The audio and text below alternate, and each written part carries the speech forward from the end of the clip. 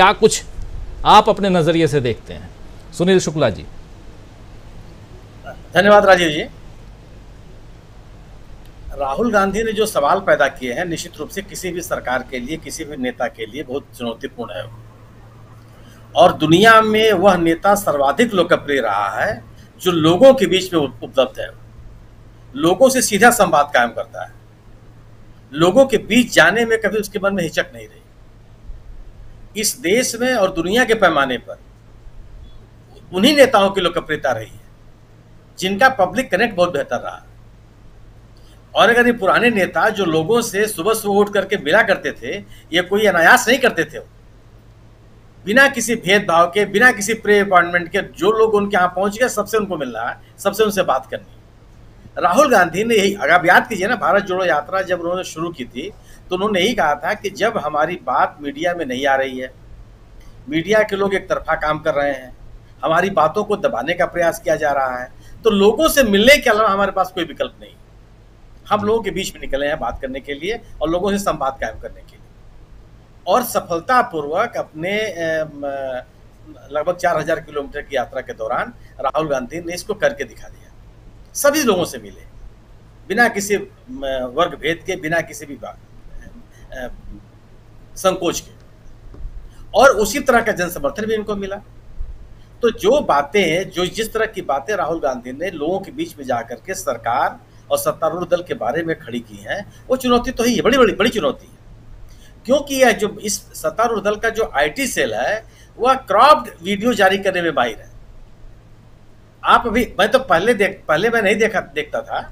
एक अभी हाल में एक वीडियो जारी हुआ अमित मालवीय जी के ट्विटर हैंडल से, जिसमें मल्लिकार्जुन खड़गे साहब अध्यक्ष होने के बाद सोनिया गांधी की सभा में वो खड़े हैं और ये बताया गया कि आप ये देखिए कितना सम्मान ये राष्ट्रीय अध्यक्ष को ये लोग और ये नेता लोग देते हैं।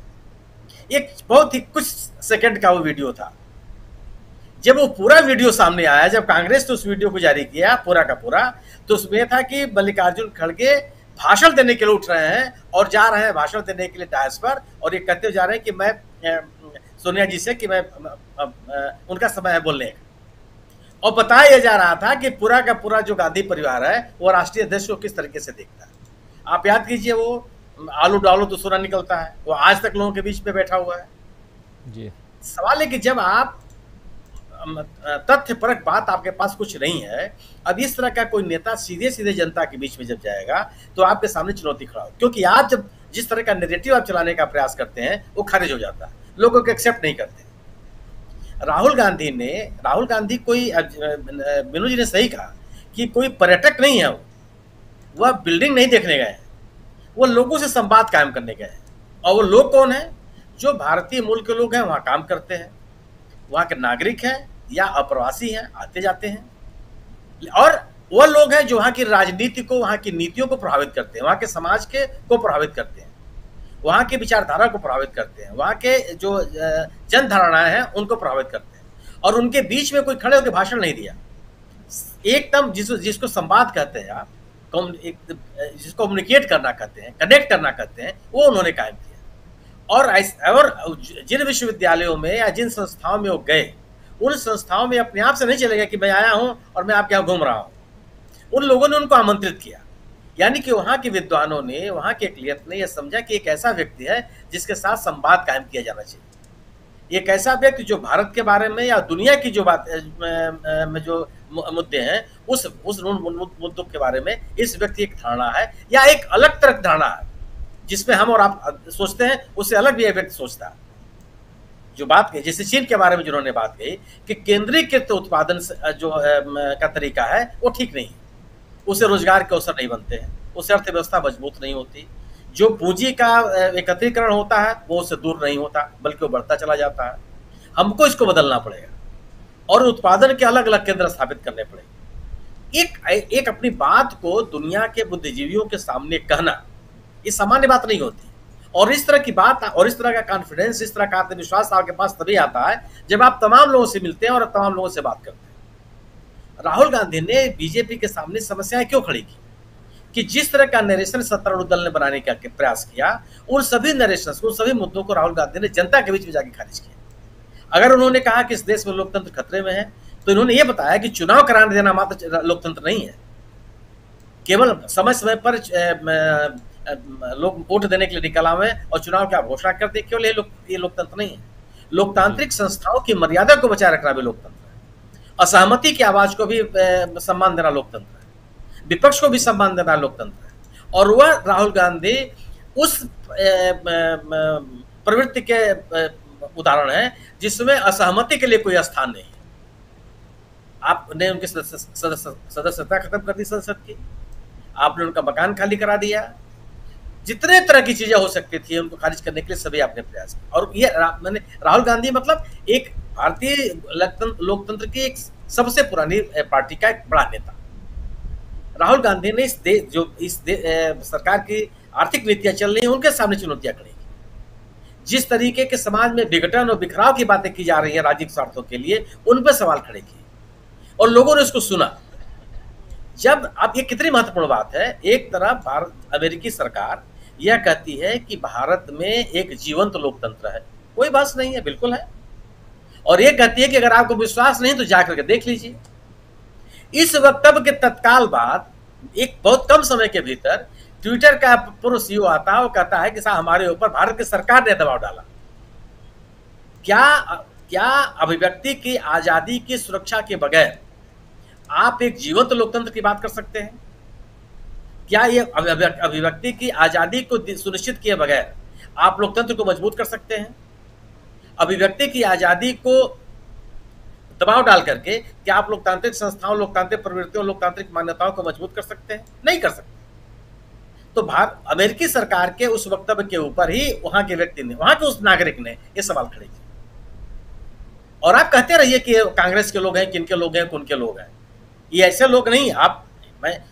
यूएस एक ऐसा देश नहीं है जब ये प्रधानमंत्री जाएंगे, इनका भाषण होगा, बिल्कुल हम हमारे जैसे लोगों को भी अगर भारतीय प्रधानमंत्री को इस बात का अवसर मिलता है कि दो बार अमेरिकी कांग्रेस को संबोधित करता है, ठीक है, बहुत अच्छी बात है।